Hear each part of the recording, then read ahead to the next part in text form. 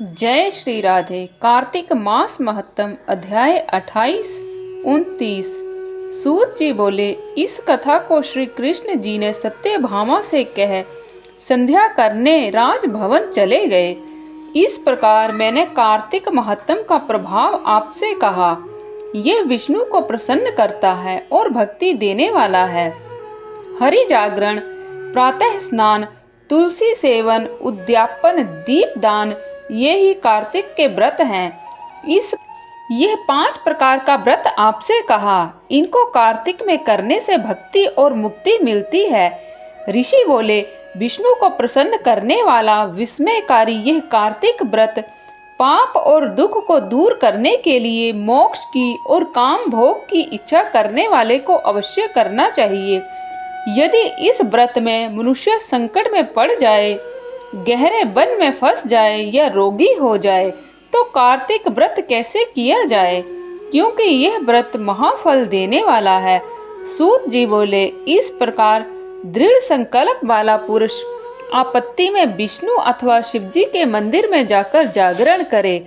यदि तुलसी पूजा न हो तो वैष्णवों का पूजन करें, क्योंकि विष्णु भगवान अपने भक्तों के समीप रहते हैं। इन सब के ना मिलने पर व्रती पुरुष गो और ब्राह्मण को और व्रत के पूरा करने के लिए पीपल और बड़ का पूजन करे।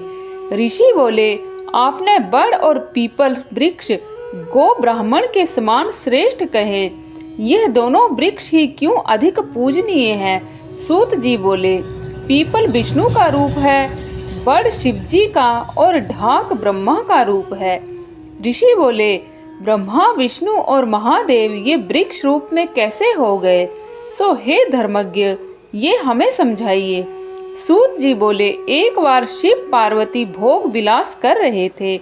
उसी समय ब्राह्मण का रूप धरकर अग्नि और देवता गए और वहां विघ्न करने लगे। इसी विघ्न से दुखी पार्वती ने देवताओं को शाप दिया। पार्वती बोली, कृमि और कीड़े आदि भी विषय भोग के आनंद को जानते हैं। तुमने विघ्न डाला है। हे देवताओं, तुम वृक्ष हो जाओ। सूत जी बोले, इस प्रकार पार्वती के इस शाप से सब देवता वृक्ष के रूप में हो गए। हे मुनीश्वर, तभी से विष्णु और महादेव पीपल और बड़ हो गए। और पीपल का शनि के दिन ही पूजन करें और दिन पूजन नहीं करना चाहिए। ऋषि बोले, यह पीपल शनिवार के ही दिन क्यों पूजा जाता है? सूत जी बोले, समुद्र मंथन से जो रत्न देवताओं को मिले उनमें लक्ष्मी और कौस्तुभ मणि विष्णु को मिले। जब विष्णु लक्ष्मी को भार्या स्वीकार करने लगे तभी लक्ष्मी ने भगवान से प्रार्थना की।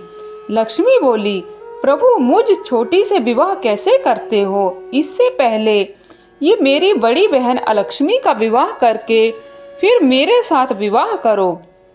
यही सनातन धर्म है। सूत जी बोले, विष्णु ने लक्ष्मी की बात को सुन तपस्वी उद्दालक मुनि को अपने अनुरोध से अलक्ष्मी दे दी।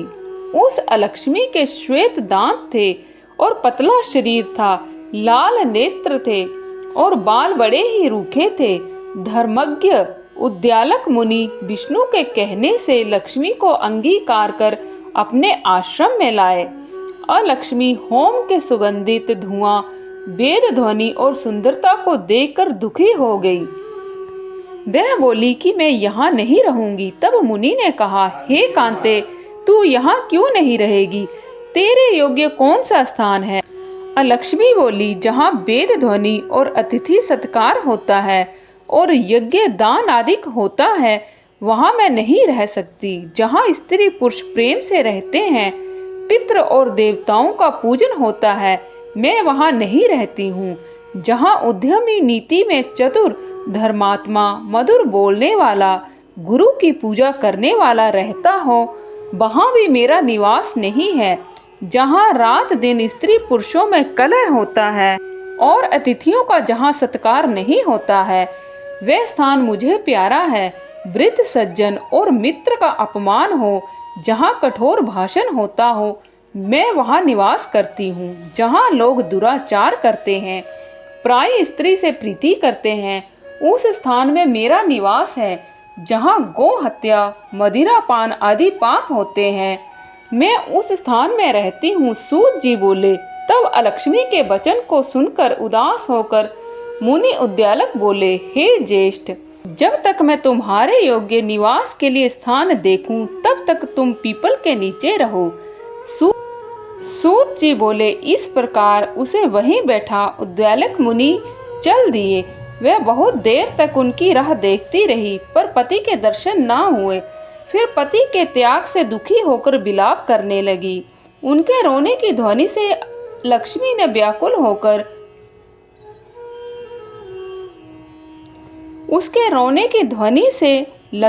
व्याकुल होकर विष्णु से प्रार्थना की, हे स्वामी, मेरी बड़ी बहन पति के त्याग से दुखी है, उसे जाकर समझाओ। सूत जी बोले।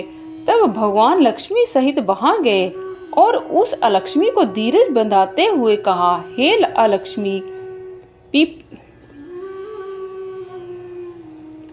सूत जी बोले। तब भगवान लक्ष्मी सहित वहां गए और उस अलक्ष्मी को धीरज बंधाते हुए कहा, हे अलक्ष्मी, पीपल के नीचे आश्रय लेकर तू यहाँ सदा रह। स्त्रियां तुमको भी अनेक प्रकार की भेंट देकर तुम्हारा पूजन करेंगी। यह कृष्ण, सत्यभामा और नारद और पृथु का संवाद मैंने वर्णन किया।